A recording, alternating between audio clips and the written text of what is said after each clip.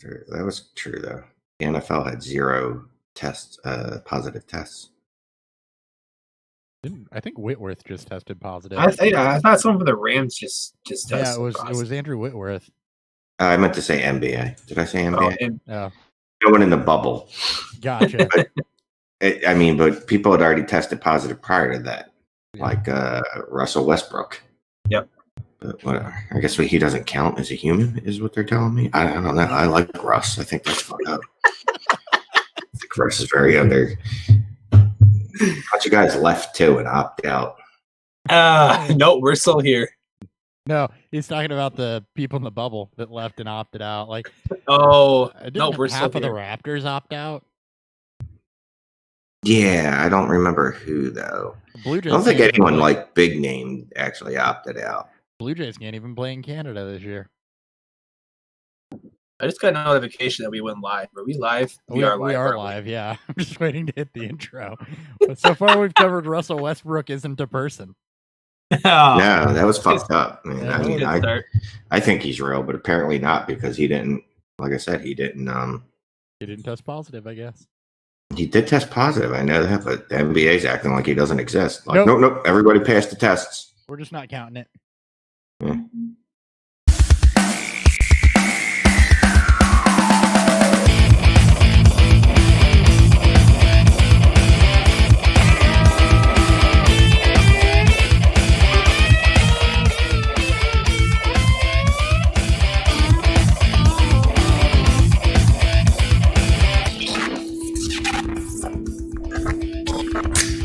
Welcome to Deerfield Fantasy Football. This is an episode that figures to go off the rails real quick. I am your host at Hot BFF with 2 B's, joined as always by Thurry BFF with 2 F's. Dan, how are you? I'm good. Yeah, I don't really have much to say. I worked all day. Let's go. We just found out that Russell Wilson may or may not be a person. So Westbrook, but Russell Westbrook. Wilson either, I guess. I guess. Yeah. So I've done some research on Russell Westbrook here. There's pictures of him. He exists. Apparently, he must have tested positive. I don't know, however long ago that now he's passed his medicals twice, and he no longer has the COVID. So it's like it never happened. Yeah, so it's like it never happened. Exactly. You didn't hear for all your Russell Westbrook news. Hey, before we get into introducing our guest, if you like drafting and you like draft guides, and I know we like work that we didn't have to do, yes. The Fantasy Headliners have a draft guide out. We've had all of those guys on, really cool guys. We trust their work. Ton of stuff in there. $19.99. FantasyHeadliners.com. Go grab that with promo code beer. I'm going to keep that short right now because I can't wait any longer to get to this guest. So we're here to talk NFC East. We've got Shane on from Dynasty Trades HQ and a host of other places. So Shane, tell people where they can find you and what they do if they're under a rock for some reason. I mean, if they want to find me like on a personal level, just in Philly. I mean, He's drive on Tinder. around. He's on Tinder. Yeah. He kind of swipes left sometimes, but mostly right. Yeah, Zeus, Bumble, Facebook dating, which is fun. Facebook dating is interesting. I'm not even gonna lie to you. That's a whole other okay. So this is where we're at. All right. Facebook has a dating component. I do the Dynasty Trades HQ podcast with my brothers Michael Sipes and Jeremy Brown. They're also on Twitter, and you can find them on your own because I never get their handles right. I do the Mannequin Chill video something or another. I don't know what you call them. It's not a podcast. It's a video vlog series on YouTube. Huh. Yeah, on the Dynasty League Football YouTube channel, DLF's YouTube channel. We knocked 2 of those episodes out so far. Once in a while, I'm on Super Flexible with my homie Swags. 2 Drinks has yet to make an appearance with me. I think he hates me. I go on about once a month, and then me and Shane just talk about some trades. And I write for Dynasty League Football, and That's it. But yeah, if you're a single lady or not single and just looking cheat, that's fine too. You can find me on the Bumble, the Zeus, and the Facebook dating. Oh, God. And that's our Look, show. Thank you I guys. love you, Shane. This is. Look, I'm just saying, like, whatever is, your marriage is your marriage. I don't know if you have an open relationship, if, you don't feel like going to Ashley Madison, whatever, hit me up. Shane, I almost want to try to download Tinder and find you just so I can read your profile because I have. That's the one I'm not on is Tinder. It's funny. Oh, you gotta get on there. That just feels too. And I haven't been on there, so I'm just making judgments based off absolutely nothing. That just seems too much like smash and dash for me.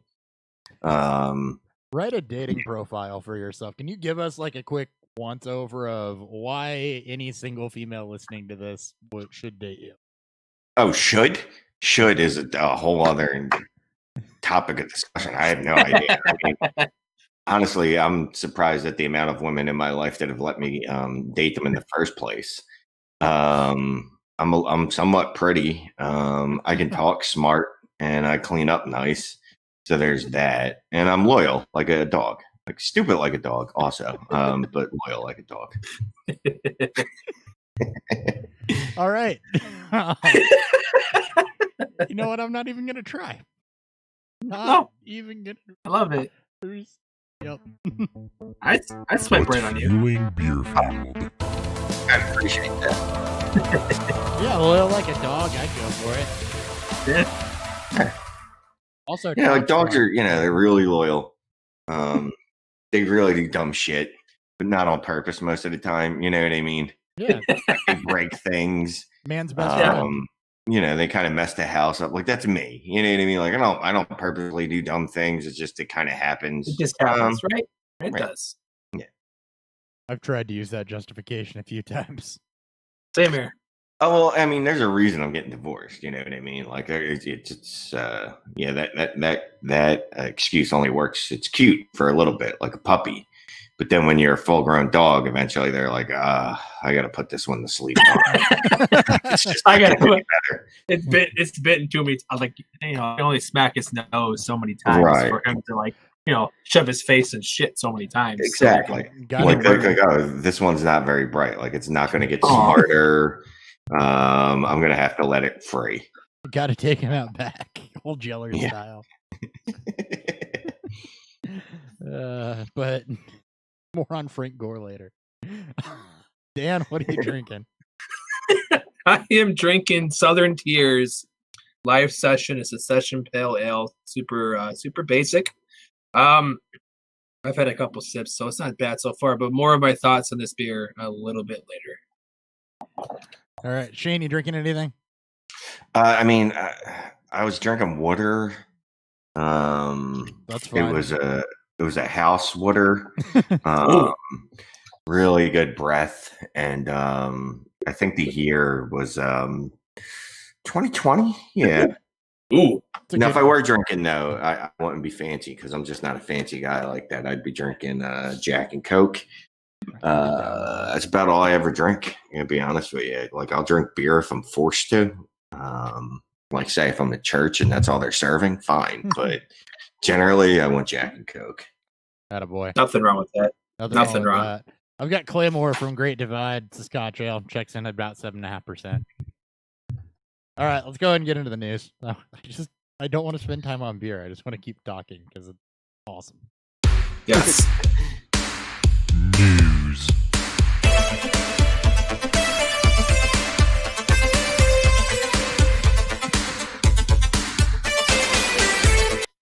All right, there are linked tweets in here that I have a feeling. Okay.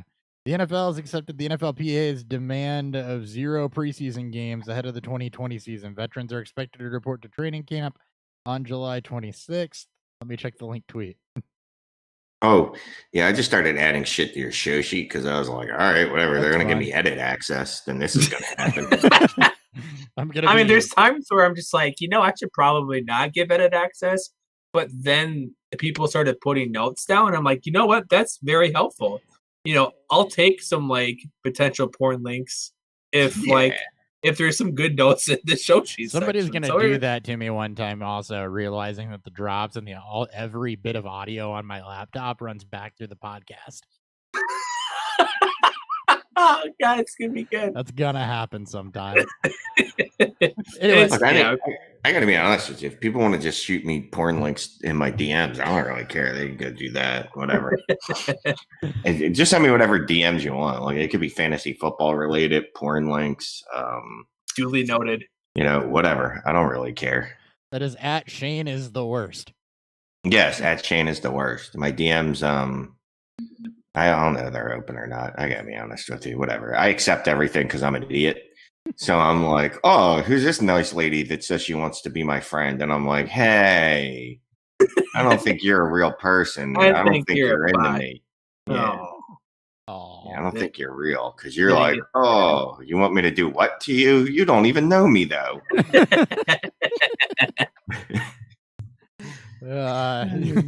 All right, no preseason games. We talked about it a little bit in the intro. That is going to, well, not in the intro. I don't think we were recording yet, but that is going to suck for sleepers and trying to figure out depth on a team, and for anybody trying to gain any form of momentum ahead of the season or win spots. That's a major detriment to, a lot of younger guys that may be trying to take the next step. They're going to have to wait until we get in season to really show that off in game form. So kind of how do we evaluate based on the fact that there's no preseason? What types of things are we looking at? I mean, coach speak is going to be all we have to go off of, and it's like a fantasy player's worst nightmare. And highlight videos. Don't forget highlight videos. Yeah. Like, you want to do your best to draft players that have, that have insulated, snap share or volume. I mean, volume would be great, but obviously snap share, especially early on, where it's going to probably be more veterans over rookies. You may see some, players who have switched teams kind of take a backseat to ones that have been there longer, that know the system. But at the same time, we've been preaching, being careful about taking too many dart throws, because there's going to be a lot of swings and misses, and the first couple weeks of waivers are going to be insane when some of these guys pop off early. Jump in whenever, Shane. Oh, yeah, no. I mean, it's going to suck. I mean, there's a whole industry of guys that just exist for preseason DFS, too. Oh, yeah. And those are, you can find guys that, might not be starting out of the gate, but definitely to keep on your radar for later in the season. And you just don't have that now. I think it's going to, like you said, make us lean on guys that we, know or we think are going to have the volume or the snap share.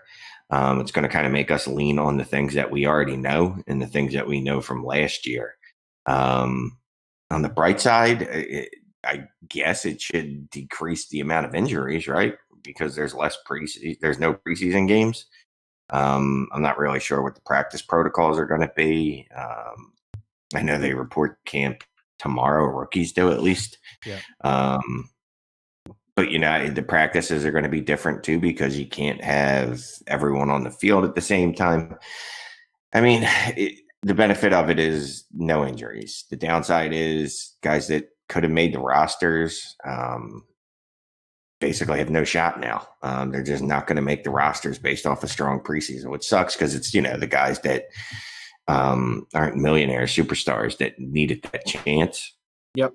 Yeah. But, I mean, if there is actually a 2020 season, I got a feeling that COVID's going to run wild all over that shit. And a lot of these guys that, even though they didn't get to, playing a preseason game, these teams will still have their numbers and be calling them up, and there'll be a lot of street free agents getting some playing time this year. So that'll be fun. When some random guy you've never heard of and never seen, and you're just like, oh, he's the starting running back for the Detroit Lions because, Swift, Kerryon Johnson, Ty Johnson, and Bo Scarborough all have COVID. Not saying they do. I don't want anyone putting that out there like that's fact. I'm not reporting that. I don't have any sources within the line. I just won my Scott Fish Bowl week because of Joe Schmo off the streets for 3 touchdowns for the Cardinals. This is great. They went out and signed Stephen Ridley. I didn't even know he was still a person. Oh man. Oh man. Brandon Bolden gonna win somebody a week this year. There we go. Jonas Gray Jonas coming Gray. back. Against the Colts too. We don't know if the Patriots play them this year. Yeah. More on COVID. Mike Florio is reporting that COVID's not going to require a 3-week absence, but instead players are going to be placed on the commissioner's exempt list with no minimum or maximum stay. Of course, he's also the one that originally reported it would require a 3-week absence. So waiting for something a little more official. He refuted his own report? Yeah, he did. I don't think that counts. I don't think it does either. I don't like, I could like, so if I tweeted something out there and then an hour and a half later it was just like, oh, despite previous reports, they were a week apart. Despite what I just said. I'm sure his sources, that's what he heard at first. It was fluid. I don't know how don't you give him a max though? Because isn't there an incubation period? Wait, incubation is when it's inside you. Whatever. There's got to be a period that you're viral, right? So it could spread. Right.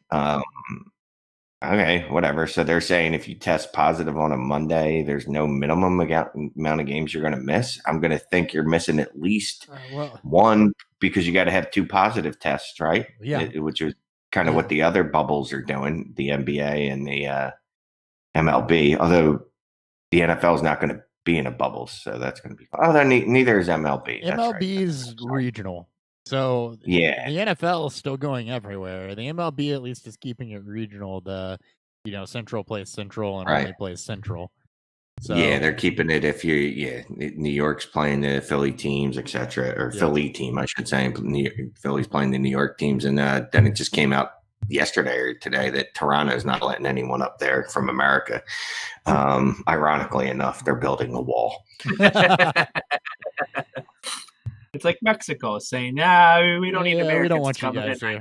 Yeah, I don't blame you. I gotta be honest with you. I mean, I'm sure some of us are very fine people, but a lot of us have COVID. So yeah, they will have to have 2 positive tests in order to return. So it would be possible for somebody to come back within that 3 weeks. But this also allows them to continue to get paid. I think there's salary implications if they're placed on IR or they use a different list. So I mean, I know at one point the owners were trying to cut salaries because of the lost revenues, which is a misnomer that the NFL owners are kind of passing along and people are swallowing like, oh, no, yeah, they lost money. They could certainly afford to pay these guys if they went on the IR. But, yeah, I mean, I guess you got to work all that out. That the predicted salary cap for next year is going to be down by 71 million? 71 because million. of the loss. Yeah, because I mean it's based off revenue, right? Yeah. So it's going to be interesting to see what they do though, because again, this isn't a normal like, oh well, there was a downtick in the economy, there was a downtick in ratings just because the product isn't as good. There's a literal pandemic. Yeah. Which, you have to take into account. I can't imagine, like you said, 71 million. I can't imagine the NFL would be, or the NFLPA for that matter, would be like, yeah, we'll just go ahead and lower that salary cap by $71 million. And it just felt like there'd be some insane dead cap cuts. There'd be, teams like desperately trying to restructure contracts and shit like that. And, you'll be seeing a lot more of a lot more veterans probably cut in favor of cheaper options, especially rookies. And that is to be the case. So if there is a larger expected cost, you got to start looking at contracts a little bit more and looking at some of these kind of fringe veterans who may be, who could see their cap, who could see that dead cap lost or, whatever. And for these, cheaper options either through the draft or through free agency. It's going to be interesting. I'm sorry. You're good. There is nobody right now that could stomach that cap hit. No, God, no. No, I mean the Eagles already. Just as an example, because I'm from Philly, but the Eagles are already like $41 million over the cap. You had another $71 million from the cap. I don't know how you even field a team at that point. You know what I mean? Right. Right now it looks like. Hold on, I'm trying to see. looks like 6 teams could stomach that loss.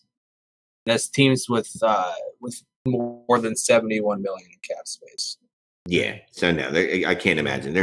How do you do that? You just don't. Eagles are negative 72 mil. Yeah, you're just gonna what? Start cutting, like every team in the league is just gonna cut to the bone. Like then what? Because if they did that, guess what? Then the XFL could rise from the ashes and scoop all those players up and then usurp the NFL. I wonder if that would be okay with that. Yeah. Like, I wonder if they would find, like, it wouldn't be that high, but it may be, like, total-wise, it's 71 mil total. So you're seeing, like, 2 or 3 mil from the salary cap, like, per team lessened. I don't know how that would all work, but. Yeah, it'd be interesting to see. I mean, it's one of those things, and we love playing cap doctor. Like, I know that's like one of our favorite things in the fantasy industry, especially Dynasty, is we're like, well, next year his cap hit is $14 million. There's a pretty good chance they're going to cut him. And we're like, yeah, Sammy Watkins going where? Because he didn't go anywhere. Dan, where did you see anybody with 71 million in cap space? I'm on Sports Track for 2021. I was just looking at 2020. I didn't go up next year. There we go. There is 6 teams with it. Yeah. Doesn't know. Looks like, yeah, Patriots, Jags, Bengals, the Washington grocery shoppers, the Chargers, and the Colts. I do love seeing the TBD for Washington. It just makes me giggle. Like I told you, I'm just going to start making up team names for them every time I have to reference, which hopefully isn't much. Hopefully. I guess we could say that they're considering completely morally off base. They're considering only fining the Washington tape measures owner Dan Snyder for his 15 acts of sexual assault. Just fine the guy, because that'll make a difference to him. Yeah, right. Fucking yeah, I don't know. It's amazing that scumbag isn't being forced to sell the team. That's what should happen. Yeah, I don't care if he didn't. I mean, either way, it's damning. Either he knew what was going on and he doesn't give a fuck, or he didn't know what was going on and he clearly shouldn't be in charge of anything. Yeah. It's just, I guess Ron Rivera is there and Ron Rivera is going to make everything better because somehow that's Ron Rivera's job, is to rename that team and stamp out the culture of sexual harassment. That's what you hire a head coach for, right?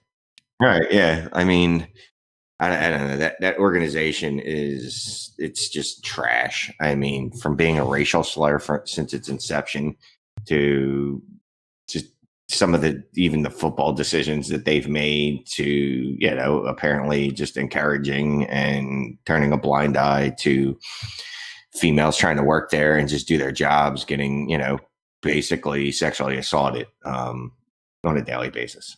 I mean, that's just, I forget the guy's name, but the one where apparently had a couple instances where he was hitting on reporters, but not just hitting on them, like physically touching them, like, Jesus, all right, it's just a pinch or whatever. It's a pinch, but I don't know. It's a pinch when you add it to the context of he's like, oh, you got to ass like a truck. Like, what the fuck? First of all, what? What girl thinks you have an ass like a wagon is a compliment? Yeah, ass like a wagon. Like, you must not be married to a white woman. And that's the other thing. He's married. Because if he's married to a white woman, you do not say shit like that to a white woman, because she will be, oh my God, I don't think she'd come out of her fucking room for a month if you said that to her. No. That or you'd be dead. Depends on the sassy level. Yeah, but it just, I don't know. And besides the whole, like, it's probably not a great idea to be hitting on someone that's reporting on your fucking team. But it just shows you that's the culture there, because you only do shit like that when you think you can get away with it. And apparently he got away with it once. He got away with it again. And the only reason they fired him is because the Washington Post was going to run a national story on it. And they're like, all right, I guess maybe we should probably fire this guy after he sexually harassed 2 reporters that we know of.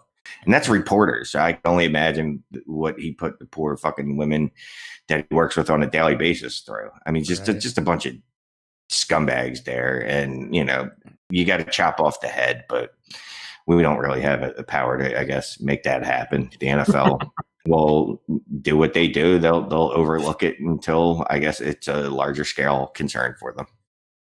Yeah, which it already should be. But yeah, I'll digress.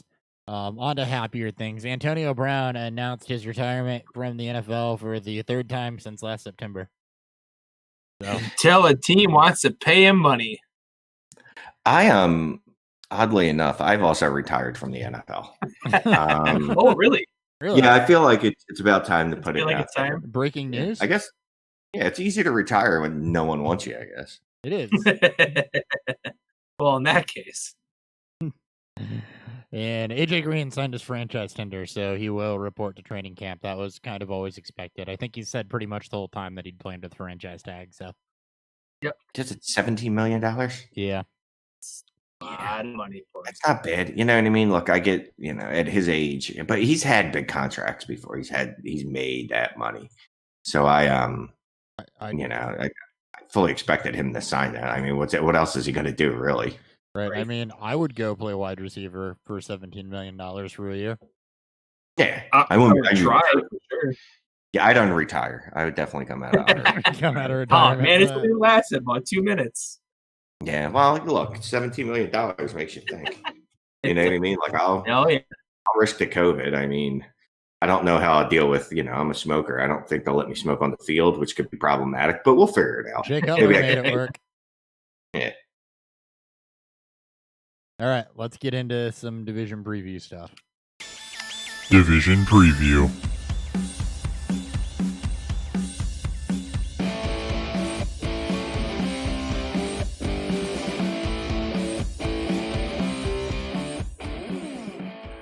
All right, we're going to talk the NFC East, even though the header is still the NFC North. Somebody should fire our person that makes the... Jesus Christ. Well, I'm all confused now because I was all geared up for the North because I only Why are we talking about Philadelphia and the NFC North? I was ready to talk about why an actual Bear playing tight end would be better than Jimmy Graham.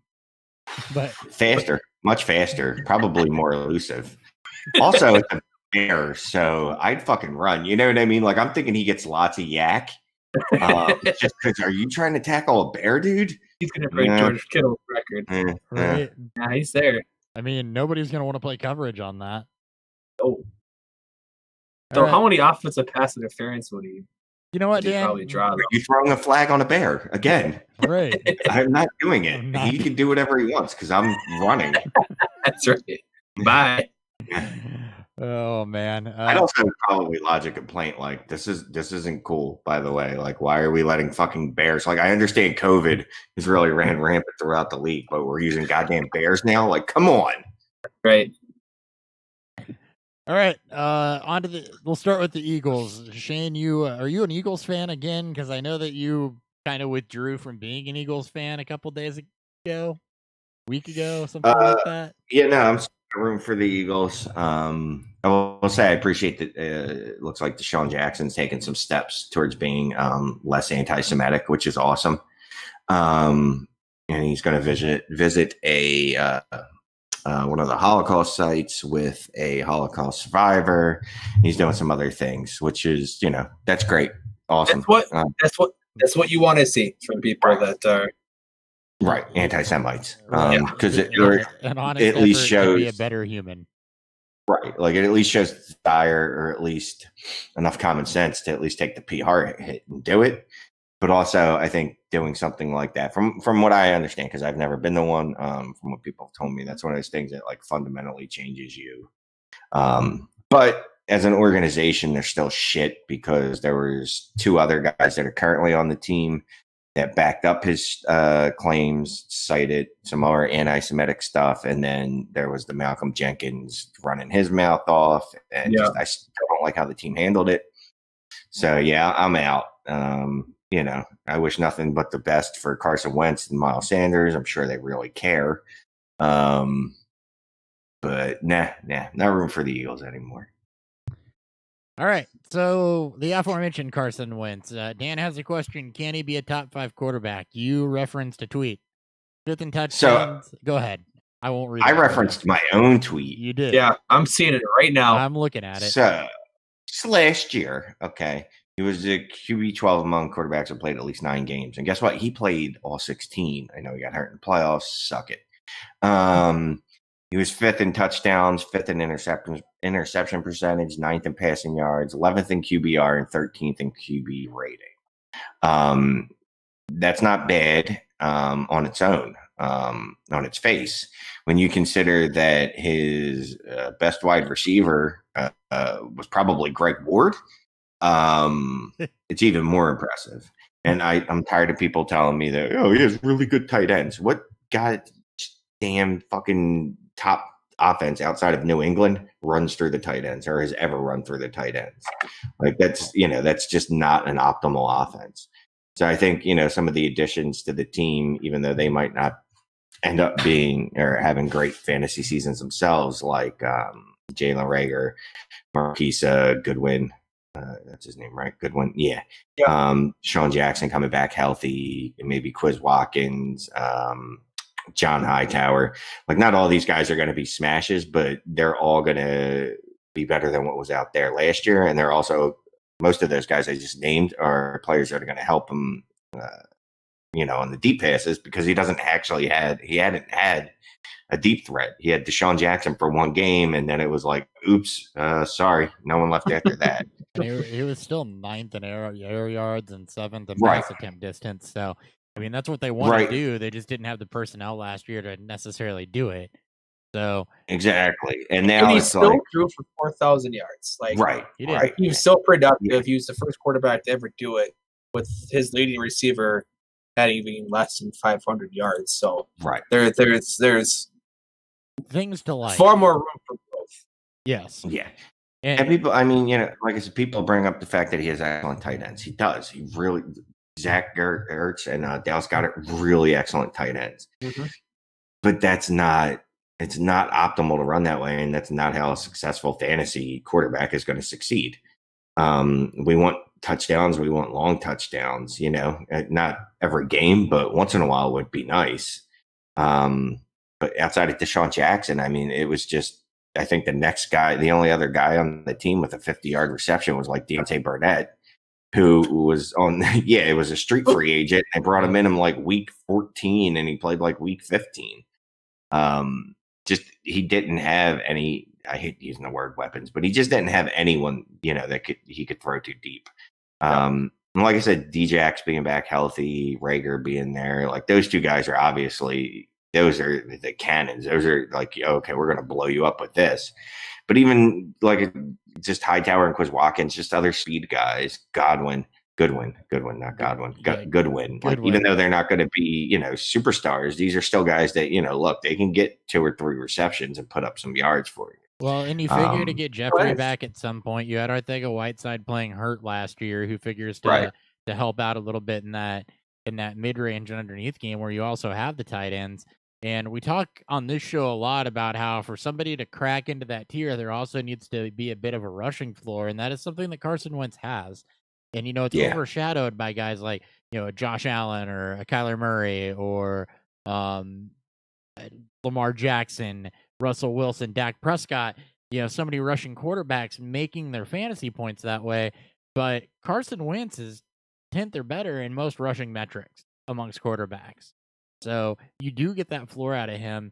And, with a little bit better personnel around him, top 5 is definitely within the realm of possibility. And I wouldn't be surprised if, going into next year, we're putting him in the same tier as if we're not already, is a Russell Wilson or a Dak Prescott, kind of behind that Jackson and Mahomes tier, at least the way that we spell it out. So I definitely think it's in the possible outcomes for him, and I would be really surprised if he finishes any lower than 7th or 8th, even if he misses 2 or 3 games. I agree. Same here. All right. Keeping it moving. I wasn't on the show notes. How high is too high for Miles Sanders? You got him at the 206, running back 11. Dan? That has not changed. So it's right now he's the 111, or sorry, that's full points. These are a week or 2 behind. I didn't update the ADPs. Oh, damn it. Right now, he's the same. Professional organization here, bud. RB11, 206. It hasn't changed. God damn it hasn't fucking changed. Let's go ahead and do some either or with him, where he is at. All right. like we normally do, we're going to start from, like, there's no way he cracks the top 4. He's not going past, or he's not going above Kamara or Zeke. Right. For you guys, correct? Correct. Nah, I mean, I think it's pretty locked in stone. You got, I think top 4. Saquon, CMC, probably Zeke and Kamara. Sounds about right. Okay, so we'll start from there because I've seen people put them in their top 5s. I definitely see a top. I could see a top 5 season for him, but we'll start with the number 5 here and Derrick Henry. Miles Sanders or Derrick Henry? Miles Sanders. I gotta lean. I'm gonna lean Henry, but barely. I'm gonna lean Henry just for this year. Yes, he did just sign long term, but it's more of just a flat out volume thing than anything for Derrick Henry. I don't see Darrington Evans as a threat on a run for his team. Yeah, I'm fine with. I mean, it's definitely close. I'd probably lean Henry just for more trusted volume, but we'll get to this whole dispute about whether or not Miles Sanders will be in a committee or not. Dalvin Cook or Miles Sanders? So that one's really close for me because I think the upside for Miles Sanders is Dalvin Cook. And I don't see anybody that's a threat to Miles Sanders being able, or Miles Sanders touches in a way that maybe Alexander Madison could cut into Dalvin Cook, especially given his injury history. So that one is super close for me. I would probably lean Sanders right now. I'm taking Sanders too because, I think we just saw Dalvin Cook's best season. Nothing wrong with that. I still think he'll put up good seasons. Just I don't think we'll see what we saw last year. And I hate being the guy that's like, oh, you're injury prone. But, I mean, up until last year, he's been injured every year of his life. He gets hurt almost every other year. There's film from kindergarten of him spraining an ankle. And so I'm just going to say, look, I know you can't predict injury. Every player's an injury risk, blah, blah, blah, blah, blah, blah, blah. I still think he's in high risk of injury. So, and I think Sanders is just better if they both play athletically.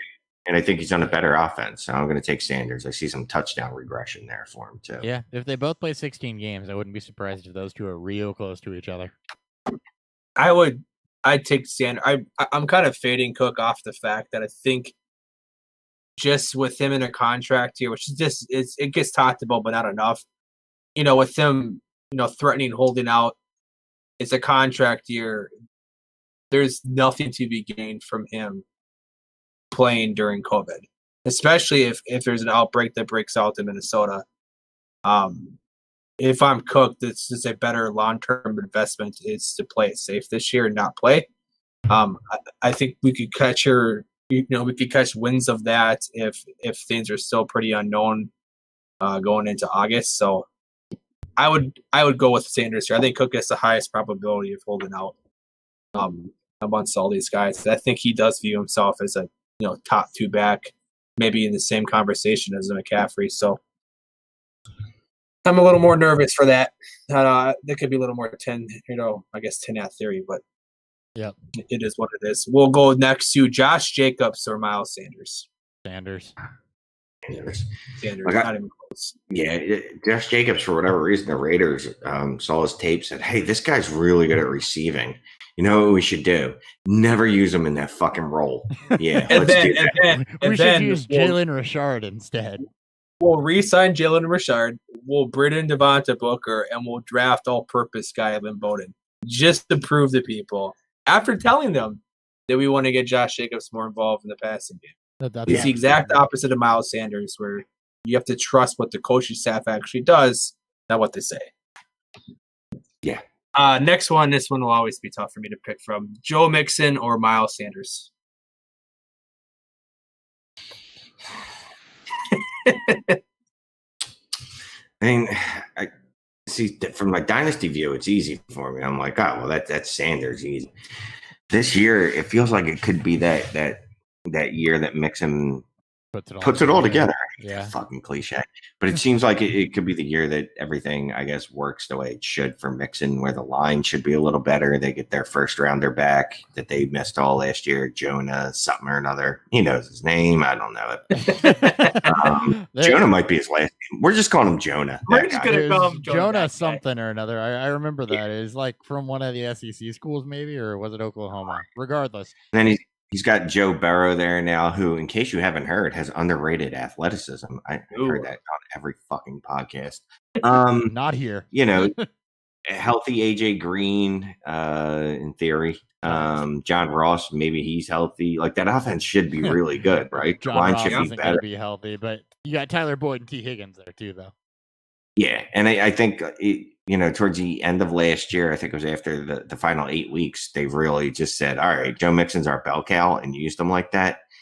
So I think that's the plan going forward. Who really knows? But for this year, I think I'd have to give the slight edge to Mixon right now. I'm on the Mixon side of that one for pretty much every reason you just mentioned. That's going to be a much better offense. And, there wasn't really anything sans a really consistent Tyler Boyd to take any pressure off of Joe Mixon last year. I think that with Burrow coming in, not just one, but 2 offensive linemen that were high round draft picks being available. Right, that's right. And AJ Green back, Tyler Boyd, T. Higgins, maybe John Ross for whatever that's worth. Not much to me. The upside's there, and I agree. He could be that RB5 this year. It's definitely Mixon. I think Mixon's the next running back that I think when we're talking about running backs going into 2021 will be potentially be a part of that elite tier. I think just because you have Burrow, there's gonna be no preseason games. I know there's gonna be training camp, but who knows what that's going to be truly worth. Especially if it's pretty light. You can see them riding Mixon early on as Burrow as the whole offense, because there's a lot of new pieces to this offense, including the quarterback who's going to be leading the offense. You could see what they did second half of last year with one of the worst put together offenses ever. You could definitely see Mixon, reaching the 80+% opportunity share with far better receivers and just weapons all around him. You can see less of a base, or you can see less stacked boxes and even less just normal size boxes, I guess. It's one way to put it. So a lot more light fronts for him, and it's just a lot more touchdown opportunity. So I think Mixon. I think Mixon is this year's Dalvin Cook in terms of just increased opportunity and just a better overall offense and fit for him, because this will be year 2 with Zach Taylor. Yeah. I absolutely love Mixon this year. He is my RB5, from whatever redraft rankings are worth. Oh, cool. All right, Aaron Jones, Miles Sanders. Yeah, I'm going to take Sanders. Just you got to assume there's going to be a regression there from Aaron Jones, right? Yeah, you almost have to. Although not getting 13 touchdowns. Yeah, I mean, he's been hyper efficient for a couple of years running in now, so maybe that's just what he is. But Matt LaFleur doesn't seem to be all that bright, because he's like, hey, you know what? We got this Aaron Jones guy. He's really dynamic, really good. You know what I think we should do? We should draft a running back in the second round that can't turn right or left, really good in a straight line, and we're going to probably give him a bunch of carries. What do you guys think? Don't forget Jamal Williams. And we'll draft a quarterback who probably won't scare anyone. A high school defense. So, yeah, I'll take my boy Miles there, but, Last one, Nick Chubb for Miles Sanders. That's not even close. Sanders for me, and it's the presence of Kareem Hunt that does that for the most part. Yeah. I mean, it'd definitely be a fairer fight if Kareem Hunt wasn't there. But it being what it is, yeah, I take Sanders over Chubb. Yes. All right. Sanders over Chubb. Anything else on Sanders before we move to these wide receivers and tight ends? No, that's it. Nice road. Yeah. We like him. Yeah. Will the Eagles have a wide receiver reach 800 receiving yards this season? So that Dan's like, this is always weird, by the way. If this comes off as weird to the listener, it's because Dan writes the show scripts. So he's writing questions in that I'm reading. And then I'm like, oh, yeah, I should answer that when really I should just make Dan read them.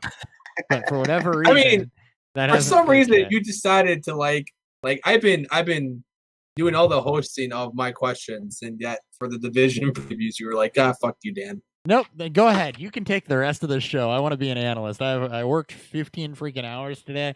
I'm going to sit back and drink a beer. You can do the work. I would gladly do it. Let's gladly. Go. All right, we'll reread the question. Rewind. Will the Eagles have a receiver reach 800 receiving yards this season?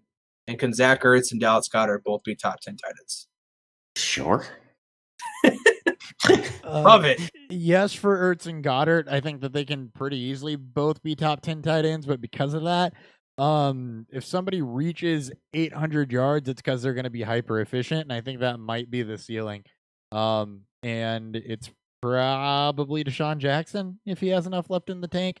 I love Jalen Reagor, but I think the absence of training camps, as I've talked about before, and now the absence of any preseason games is going to stunt that to where he's more of a guy that you're going to rely on in the second half, not so much the first. I don't see that productivity there for Arcega-Whiteside, even though I think he does show better than he did last year. And as Shane mentioned earlier, there's a bunch of guys there that can contribute, but the sum of their wide receivers is going to be better than any one of them is individually this year. Yeah, I mean, I don't even know if obviously, I guess everyone wants an alpha, but if that offense is running at full cylinder, I don't even know if they want one wide receiver to hit that threshold. Like if or J. Jaw could hit 700 yards, Deshaun could near 800, Reagor can hit around 5, and then just a bunch of other guys, in that 500-yard range. I think that'd be fine with them, especially when you consider Sanders is an excellent pass catcher, and then the tight ends. Yeah. But I'll say yes, and I'm just going to base it off of. I know I just said that Dalvin Cook's going to be injured because he's always injured, and now I'm going to say Djax is somehow going to stay healthy, even though he's 34 and he's always injured. But I think Djax will stay healthy this year. I have no idea why, no medical basis for that. Actually, no strong, no reason whatsoever to think he will, but I think he will. So I think Deshaun Jackson could do it. That fits right up our alley. I do think if anyone does, I think it'll be Reagor, just because young, explosive, and I think we've talked about a bunch when talking about Philadelphia and just missing that deep threat. If they want Reagor to be the next Deshaun Jackson for this offense, I don't think it'll take that long for Wentz to fall in love with just sending Reagor deep or just letting Reagor, work his yak. And I don't know if it takes a slower first half to even. I think he could still reach that point even with a slow first half, but I wouldn't bet on it. But just one last question towards this: who would you draft at receiver here this year? Is there any receiver that you want to target in redrafts from the Eagles? No, no. Okay. I mean, Deshaun. I would take Deshaun late. Okay.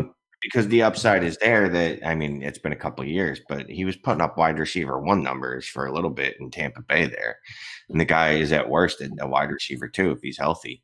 And I think, you can get him late. And if you get him late and he actually can play most of the year, there's weeks that he's going to win you. He just is. It's just, is he going to be healthy? I think he's worth the risk at the end of the draft. I'll take my double-digit round stand on Arcega-Whiteside just because you've got basically 2 wide receivers that are going to be healthy that have game experience in the offense, and it's him and it's Deshaun Jackson. And, somebody's going to have to plug into that Jeffrey role, at least initially, while Reagor comes along. If he doesn't do anything the first couple weeks, he's gone and he's in a churn spot, but it's a double-digit round near free pickup. But if he does produce in the first couple of weeks, then at least even at a floor level, then you can ride that for a little bit. So I'm probably going to go with Arcega-Whiteside just to see in the double-digit rounds at the end of the draft. That's fair. I'll probably just pick up who does show something in free agency because it could literally be anybody. All right, we'll move on to Dallas. Real simple. Is Dak everyone's QB3 this year? He might be a QB2, to be honest with you. I can't see him below QB3 though. I mean, Amari, Gallup, you had letting Jarwin play and getting rid of Grandpa Witten. You had CD Lamb to the mix, Tony Pollard in his second year. I mean, maybe Mike McCarthy will figure out how to use him as a weapon too. It's hard to see him not being the QB3. Hindsight's a motherfucker. So after the year, when he finishes at QB 15, I'm sure I'll find all the reasons then that I should have. You know what I mean? I know. Yep. But right now, just looking at the cast of wide receivers he has, the tight end's really good. I can't imagine how he's not. Yeah. No, I'm right there with you. He is my QB3 over Wilson. It's everything that he has around him, and the fact that we've seen Mike McCarthy, especially when he doesn't have to fight Aaron Rodgers, actually field some pretty competent offenses that can make more than one wide receiver relevant. And Dak Prescott very easily could throw for 4,500 yards and run for another close to 4. I mean, he threw almost 5,000 last year. He was 6 attempts at 596. And he had the most drops from his playmakers on this roster. So imagine, Gallup not dropping. I think he had 13 drops, and Cooper. It seems like every other season he drops, 8-9 passes. You add in CD Lamb, you get a far more athletic, which I think is an understatement, tight end at least to be your number one tight end to work the middle and the seam. It just feels like Dak has the potential to be not just a top 3, but the best quarterback 2020 that you can get, 4 or 5 rounds after, well, maybe not 4 or 5, but, 3 or 4 rounds after both Jackson and Mahomes. At least a single QB. Yeah, I mean, I don't think he's definitely not in Mahomes tier, as I learned. Oh, no, I'm not saying that he's there. I'm saying no. He could surpass Mahomes. I think he could. I could see him leapfrogging Lamar Jackson.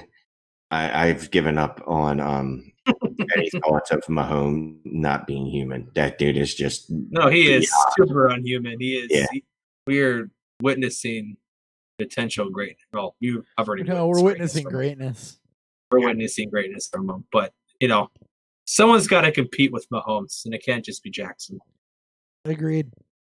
All right, Zeke. We know who Zeke is. You guys need to have any conversation about him? No. He's very good. Okay, perfect. And he's already had COVID, so right. We'll move on to the receiving core here.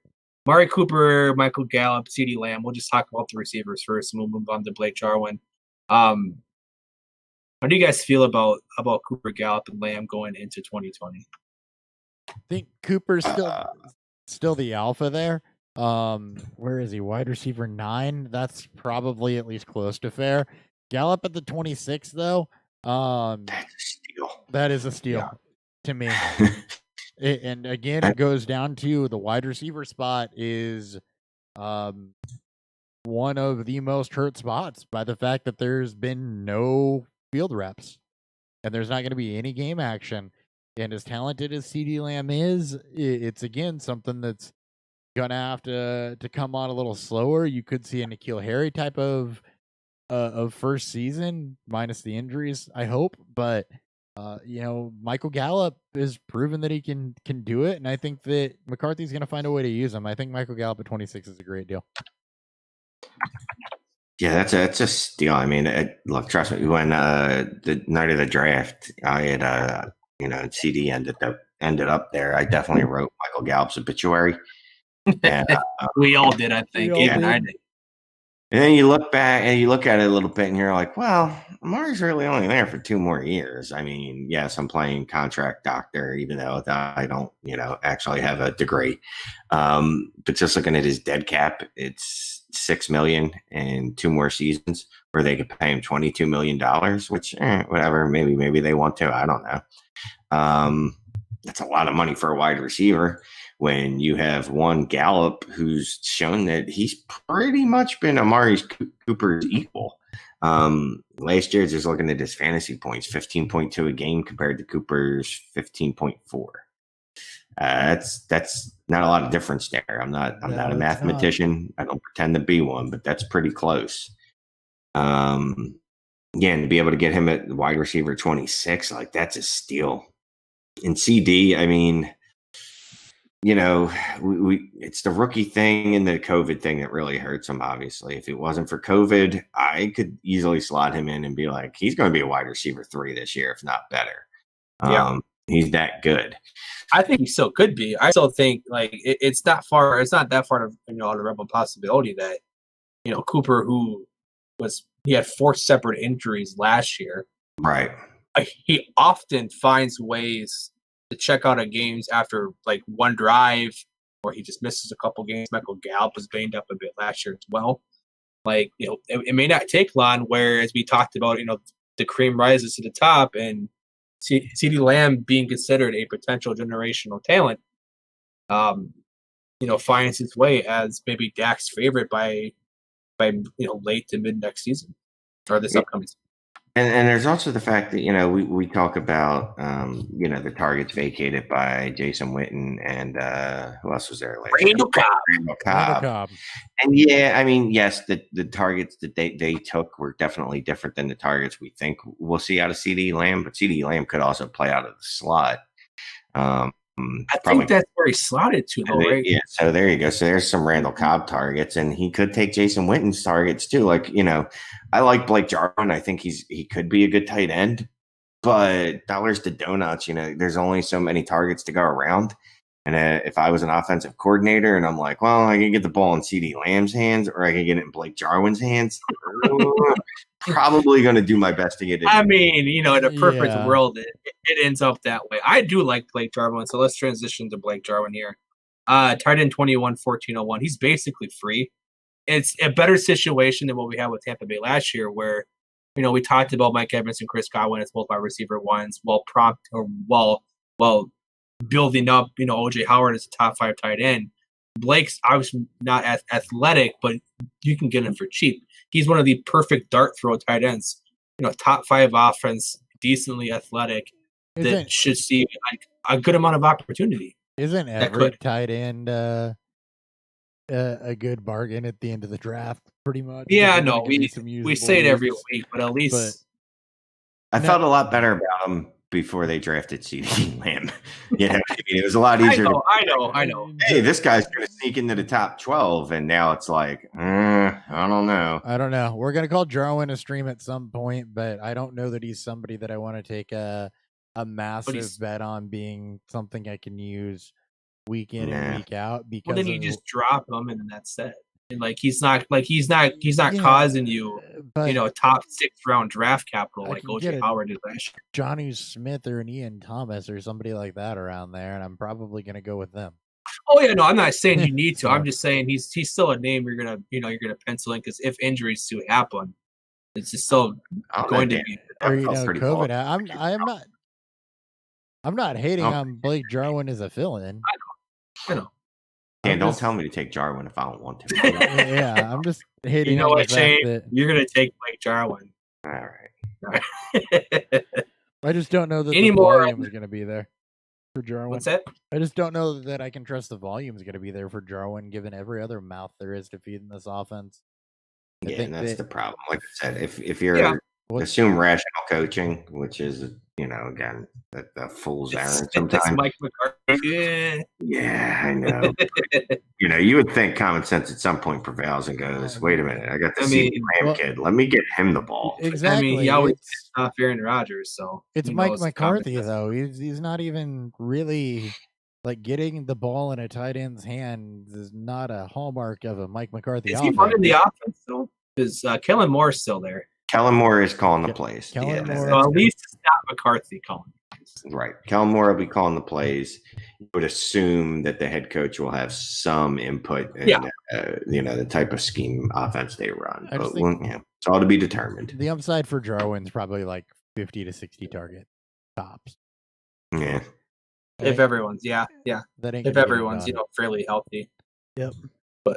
Anyways, any more on the Cowboys before we jump to a beer review? Can we talk about Blake Jarwin for another 10 minutes?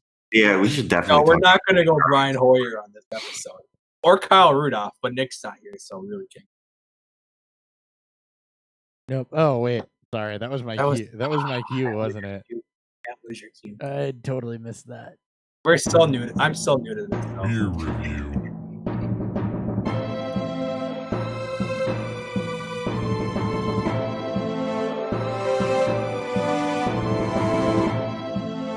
I mean, it's really been since Nick left that I've had to take cues from somebody that isn't myself to hit drops. So that's true. I get some slack there. I can't get mad at you at all. You're doing a good job. And no better than I would. I mean, I gotta be honest. Every podcast I'm on, I just show the fuck up. Like I'm like, where's the link? All right, I'm done now. Bye.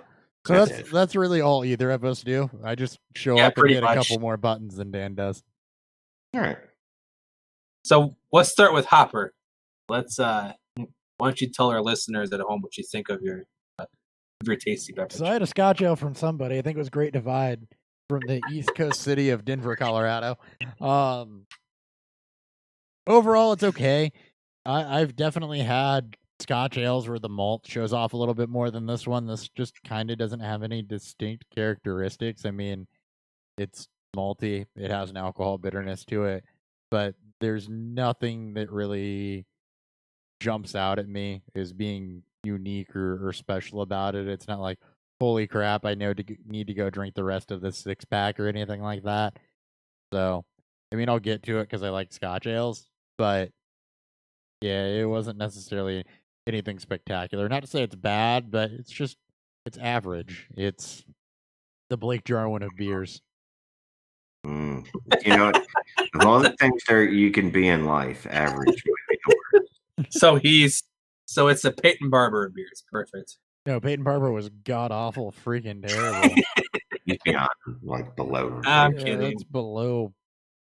Who's somebody I can take a slide at by saying they're average? I don't know. Dan, review your beer, and then I'll figure out who I'm going to swipe at. Ronald Jones? No, I'm just kidding. Nope. So bad. Whoa. Don't get hung up on. I mean, we love Ronald Jones here. All right. Southern Tier. I'm having live session from Southern Tier. It's just a session pale ale. It's what most of them are: super light body, medium to malt-ish levels.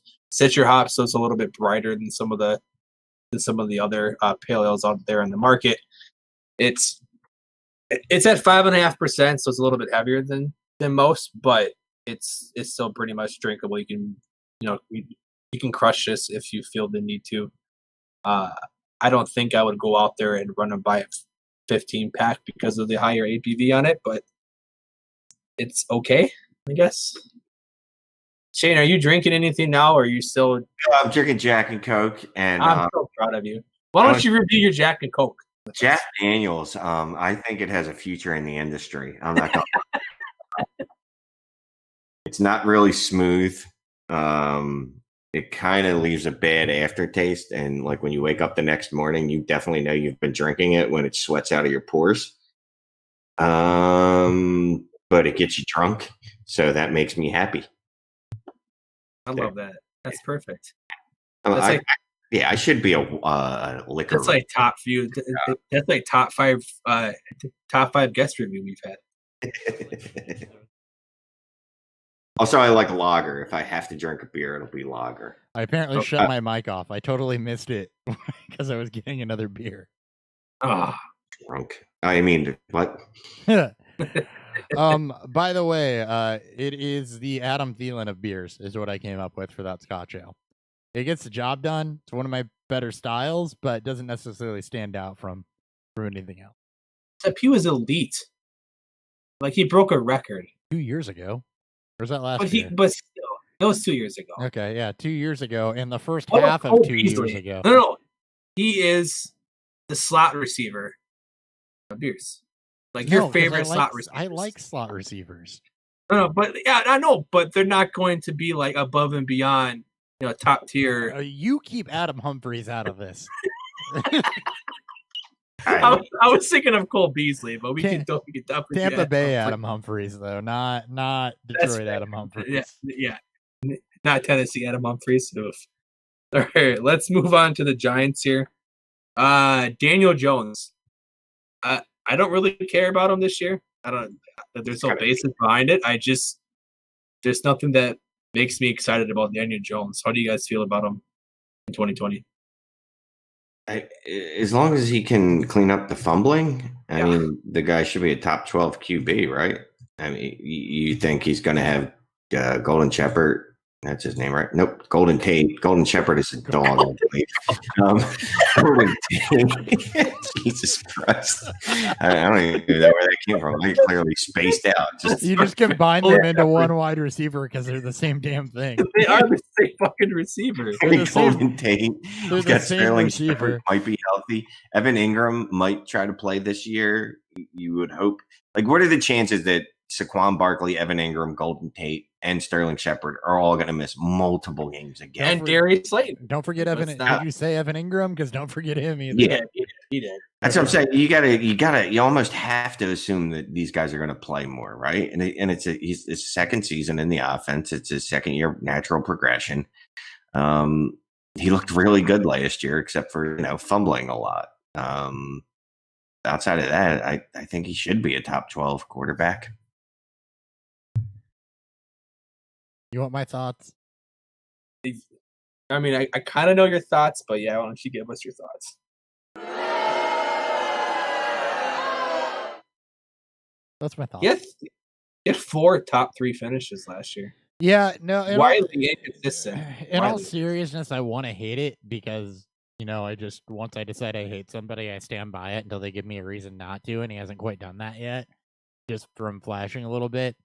I still don't like the way that this team is built. In particular, the whole Golden Shepherd thing, where you got 2 of the same wide receivers. Running with Golden Shepherd, by the way. That's great. We are, because they're the same person.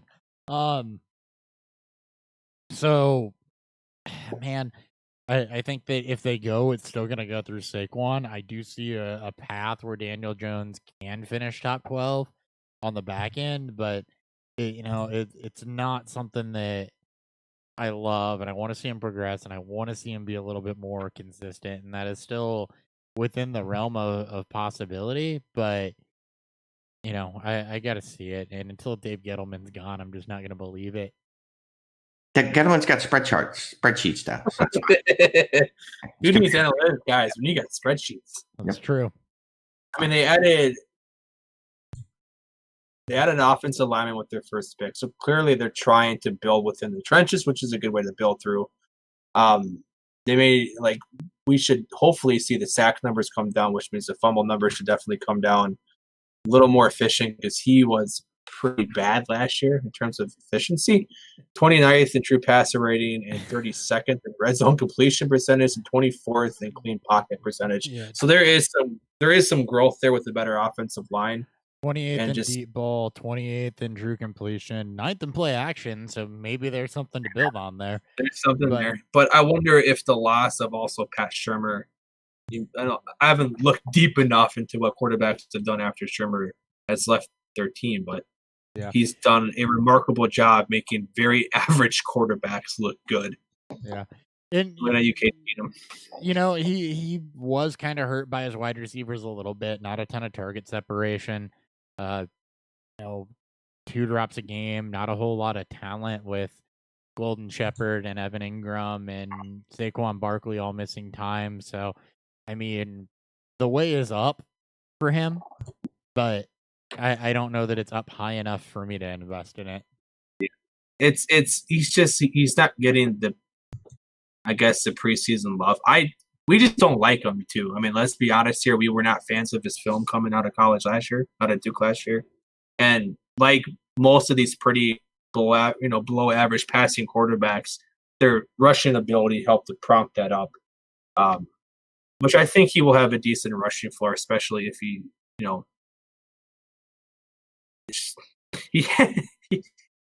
sneaky athleticism, as the kids like to say. So, what's that? That's what's hot in the streets. That's what the kids are saying. The kids are saying. Let's move on to something a little more exciting. Well, we don't really need to, but do we need to talk about Barkley? Where is he being drafted? Barkley. believe. Here's my thing about Barkley. Yeah, he's 102. For the first time in his career, he's reasonably priced.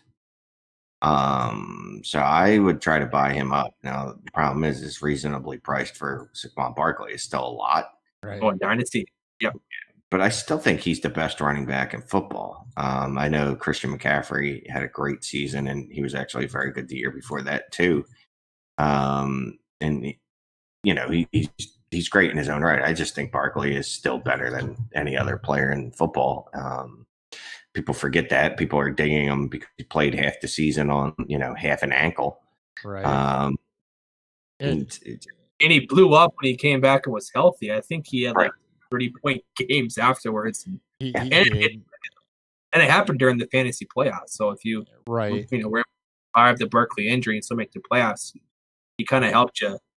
Yeah, and I think that's some of the disdain is that people that owned him or rostered him probably didn't make the playoffs because that's a pretty big. That's a big loss. Yeah, it is, and we've seen what ankle injuries do to running backs though, and how it zaps the elusiveness, and that's such a huge part of Barkley's game is that elusiveness and that power. And if your ankle's hurt, you can't cut, you can't drive, so it's gonna hurt your efficiency numbers, and that's exactly what we saw happen with him until later on in the season. So I think that as far as Dynasty goes, I agree. He's faded because of that.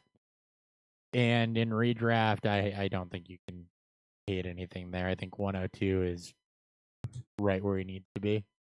Yeah, I've seen some people put him at the 103, but he's essentially going. Who do you see go? I mean, CMC. I understand people taking them. I've seen people put Kamara above him. See, that doesn't make any sense to me. That's being cute. That's being too cute. Yeah. I mean, I love Kamara. Trust me, I'm definitely a Kamara guy. Yeah. But he's not Barkley. And the efficiency took a hit last year with Ingram not there and Kamara playing the guy and not playing the complement. Yeah. He was also off injured, but he's not Barkley. He won't command the same opportunity. He will always have a 1B to him. Well, Kamara is still fantastic in his own right, and he'll always be great within the context of Drew Brees at the starting quarterback and Sean Payton calling plays. Barkley is still probably the most complete running back in football, even more so than CMC. I think. Agree. Wide receivers, we briefly talked about them. We even combined them into one person because they are literally the same people. Darius Slayton's going at 809, wide receiver 39. Sterling Shepard's 912, wide receiver 44. Golden Tate's 1103, wide receiver 50. If you have to take one of these receivers, given their ADP price, who are you taking? Golden Tate right now. Wide receiver 50 in the 11th round. Give me Golden Tate, who's, when he's healthy, been incredibly productive. I also love Sterling Shepard at the 44, and I think Darius Slayton at the 39 is, that could end up being high, weirdly. I love Slayton. I've said this before. I'm a big upside whore. And he flashes that upside where there's weeks I think he could win me. I don't think, and I don't recall Golden Tate or Sterling Shepard ever really doing that for me, but Darius Slayton could. 809 might seem a little high. I'm assuming this is a regular one quarterback leagues. Yeah. Yes. Yep. Yeah. And then at half point. Yeah. I mean, Golden Tate wide receiver 50 is fucking stealing. I mean, it just is. I'm not touching Sterling Shepard. I'm a big baby. I'm scared of concussions. Yeah, that's fair. That's just fair. I'm that certain age where I remember good old our buddy Wayne Corbett retiring because of him, and Al Toon, and I guess it was just a New York Jets thing. Jeez, this poor guys. But I just, I grew up when I was younger, just remember guys retiring because of concussions, even before they were this big thing. Concussions scare the shit out of me. It's the one injury I'll take extra caution with players. Yeah. But Golden Tate at that price, man, that's just insane. But give me Darius Slayton. I love that upside. I couldn't be mad at you for taking really any of the three. I mean, you could take. I mean, like if we believe that Daniel Jones is top 12, one of these guys, I think, has to step up. We've seen within their own rights at some point in their careers, all three of these guys, give you very productive weeks. I think he only had like 2 or 3 games when all three of these guys were actually on the field at the same time. Yeah. One of which was with Eli Manning, where Darius Slayton absolutely went off.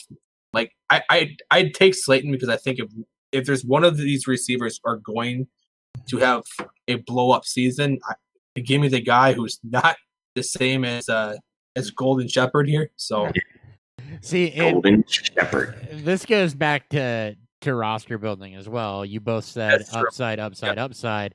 And I think that anybody that's been listening for a while, and Dan, you know this about me also, when I get back that late in a draft, I'm looking for a guy that I can plug in any given week that isn't going to kill me in case of injury, COVID, or bye week. So, you can take Slayton for the upside. I'm going to take Tate, probably, is usable bench piece that's going to give me some floor in the event that I need him back in the double-digit rounds, because you're taking so many dart throws back there. If you can get an almost guaranteed usable piece at some point, you might as well. That's fair. Evan Ingram, is he back to being a top 5 tight end for 2020? As long as he's healthy. I don't think there's anything talent-wise standing in the way. It's as long as he's healthy. It's literally the only thing that can stop him from being a top 5. That's it. I mean, we've seen it, although it was only his rookie season, really, when he's been fully healthy, and we saw what he could do. If he is healthy, that's going to crush Golden Shepherd. It does nothing to Darius Slayton. Yeah. Outside of maybe if Evan Ingram's on and healthy, that actually helps Slayton a little bit more, because you may see more shaded coverage. Yeah. Ingram's way, or you may see a little more safety in the box, going to help chip him off the line, which gives a little more one-on-one deep threats. Here's hoping he's healthy. All right, we'll do a little either or too, because Evan Ingram right now is at the tight end 7. He's a 6'10". The price in itself seems a bit high in the 6th round, but we'll start with the tight end 5 here. So Darren Waller, a run and a half before Evan Ingram goes. You want Darren Waller or Evan Ingram? I want Evan Ingram, and I don't even have to think about it. Yeah, again, the only thing I'm concerned about with Evan Ingram is health. So Darren Waller, I'm concerned about a whole lot more there, like the fact that he couldn't. When Hunter Renfrow wanted to play, Hunter Renfrow ate his lunch. Scares me that they added 37 other receivers that are good to that roster. I mean, he is 85 years old. I just see Hunter Renfrow's 90-year-old balding self, little guy, pushing Darren Waller into a locker and taking his ham sandwich. You give me those targets. Those are my targets. Just like, okay, I don't want any beef. We'll do Evan Ingram or Hunter Henry. One spot ahead of Ingram is Henry. Okay, I'll take Hunter Henry. Ooh. I've still got to go Ingram a little bit, just because that's closer than Darren Waller is for me. But I got to go Ingram. I think the upside's just that much higher, and I think the upside of the offense is a lot higher than what is going to be pretty low volume out of Tyrod, with Henry being at least second fiddle on that offense. I think he's ahead of Mike Williams, but at least second fiddle to Keenan Allen. I think Evan Ingram might be the best receiver on the Giants team. I think he is. I don't really love the Chargers at all this year outside of Keenan Allen and Austin Eckler. I think they'll be the ones that get the majority of the touches and targets. And I think Henry's going to generally be, I don't know, I won't call him Mr. Red Zone threat, because he has been productive outside the 20s. I trust Ingram more. And if both of them have somewhat similar health concerns, just give me the one that's more used in their offense. I'll throw in one more, because I think the top 3 are all pretty set between Kelsey Kittle and Mark Andrews. So we'll go with briefly mentioned a while ago, Zach Ertz going 3 rounds before Evan Ingram at the tight end 3. I'm taking Ertz. I'm taking still. Ertz. Okay. So he's nestled somewhere in that tight end 5, the tight end 8, 9 range. So, all right, moving on to the last scene. Washington. We'll go chocolate chip muffins. Washington chocolate chip muffins. All right. Should we care at all about Dwayne Haskins in all formats, besides maybe Dynasty? I do not care about any quarterback. I know you don't care. I know you don't the Washington masking tapes offense. Did you say besides Dynasty? Well, I still care about him in Dynasty. Yeah, Dynasty. Yeah, Okay. He's still starting. But do we care about him at all in 2020 redrafts in all formats? No, God. Okay. Superflex maybe. And even then, he's probably like you have to start 3 quarterbacks because he's a starter. I actually don't hate Haskins, but I'm still not trusting him for fantasy purposes this season. And then Darius Guice, how good can Guice be if we can finally see at least 10 games from him this year? It's like it's a mystery. It's basically Netflix has just brought back Unsolved Mysteries. Darius Guice is episode 1, Unsolved Mysteries. Yeah. How much potential does he have? I think if he could ever stay on the field, top 12 upside. Yeah, he's played I think 5 or 6 games, and he's already had 2 RB1 finishes. So he's had a couple smash spots. I mean, the guy is super talented. It's just eventually at some point, like all these injuries have to take a toll on your body, right? You think? I mean, I don't know. Have you seen his calf? Oof. Calf. Yeah, I saw a picture of that. Yeah. I mean, look, it doesn't. His calves just didn't start looking like that. Like his body he's had the body of an Adonis for a little bit, right? It hasn't helped him stay on the field. Nope.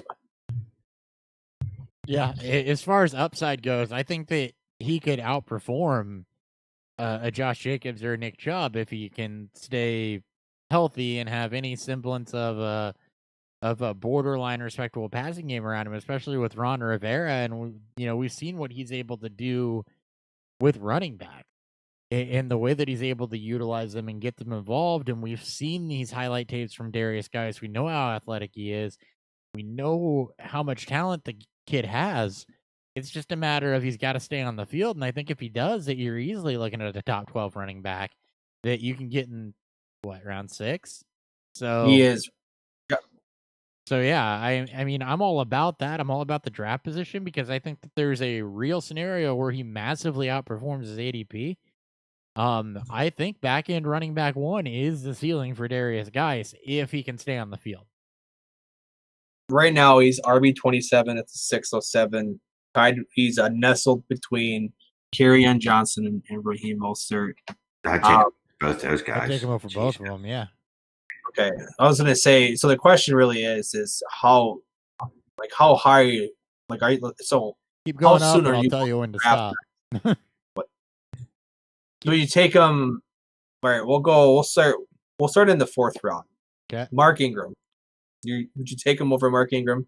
No. This is redraft. This is redraft. Yep, I have point. Yeah, I'll take Mark Ingram there. David Montgomery. Fuck, man. That's closer, but probably gonna lean Montgomery a little bit just because he doesn't have the health. And the volume's going to be there. He was mediocre last year. Well, he's worse than mediocre. He just needs to be mediocre to be a running back, high running back too. So still money. David Johnson. Oh, upside's too high. So now this is where I'm getting into that zone. He's at the back end of the 4th round. So right now, David Montgomery, David Johnson, and Clyde Edwards-Helaire are all 410. Oh, shit, I'd take a Clyde Edwards-Helaire over all these guys. Edwards-Helaire over all of them. If I'm ranking them, I'm going probably Edwards-Helaire, and I don't remember the other 2 names you said. I'm sorry. David David Johnson and David Montgomery. It's probably Edwards-Helaire, David Johnson, David Montgomery for me, just because I think the potential upside to David Johnson's higher. That's funny. I think the potential upside to Geis is actually higher, but hey, David Johnson, again, the volume is going to be there. He just feels like he almost has to be at least a running back too, if not better. Yeah. If he's healthy. I mean, if he's healthy. Let's right. not be real. David Johnson interesting. also That's true. And I mean, I guess it's definitely going to depend on how my roster's looking up until that point. But I think I'd be bold here and go Geis. I would take Geis. Oh, I don't know. Who's next? So Marlon Mack and Todd Gurley and then Kerryon Johnson are the next three. I'd go Todd Gurley and Darius Geis probably right after that. Yeah. All right. There's a couple names we're going to throw that are at least a half a round behind Geis. Kareem Hunt and Jonathan Taylor. Jonathan Taylor needs to be ahead of Marlon Mack and some of those other guys. Taylor should be up there with Helaire. He should be. I think this will correct as we go into August more. But I also think that Taylor and Geis, for different reasons, are also both being drafted as a high upside, RB3, RB4. So it's basically how you view their upside. That's the only one that jumps out to me, though, out of the names I can remember, which, by the way, the only one I can remember is Jonathan Taylor. Kareem Hunt and Jonathan Taylor.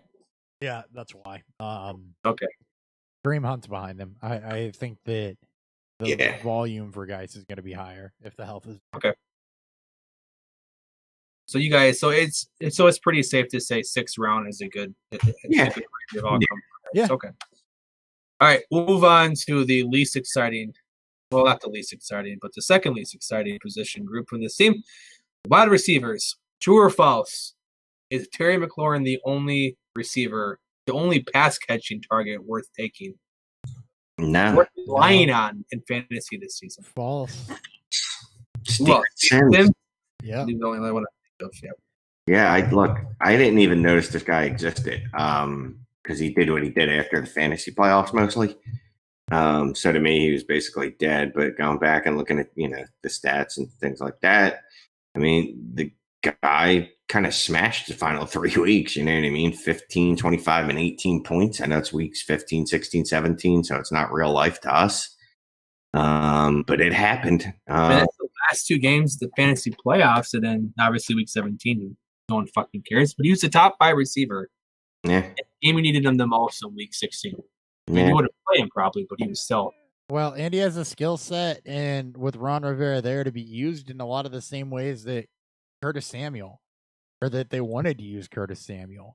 And you don't have a CMC type of player, but Steven Sims can be used in a lot of different ways. Where I think he's a very intriguing pickup. As a piece on this Washington State Farm auto trackers for safe driving team. I mean, this is with Dwayne Haskins at the end of the season. McLaurin did play in both weeks 15 and 16 against the Phillies and the Giants. Yeah. You just said Kelvin Harmon is gone for the year, I believe, with is it a torn Achilles or an ACL? Yeah. So he's done for the year. We know that that Gandy Golden isn't going to compete for targets, especially early on in the season. You can say the same thing about Antonio Gibson and other, type of playmakers in this offense. So it should just be McLaurin and Sims to at least start the year. Yeah. And, Sims had, in weeks 15 and 16, he had 11 and 10 targets. He had 8 in week 17, which I believe he was their wide receiver 1 because McLaurin didn't play. I'm not going to extrapolate out 3 games, into 16 games. But if Haskins does take the next step forward, and this Washington defense still sucks, there's an off chance that Sims could be that week 1 or week 2 savior that we saw, at the end of last year in weeks 15 and 16. Anything else on the rest, or anything else on the Washington pole dancing squad? Yeah. Fuck them, man. Retract that franchise. I don't even know if that's not even the right word. Contract. Yeah, just contract that, man. I mean, look, I understand people in that area want a football team. You deserve a better one than that. Fuck those guys. You deserve a better owner. You deserve better football decisions. Like, I know Ron Rivera just got there, so I can't be, blaming him. But just for Dynasty, like Dwayne Haskins is an awesome buy low for me. He's I'm not even between Hopper and I do like him more, but it's not like either, it's not like I'm super high on him.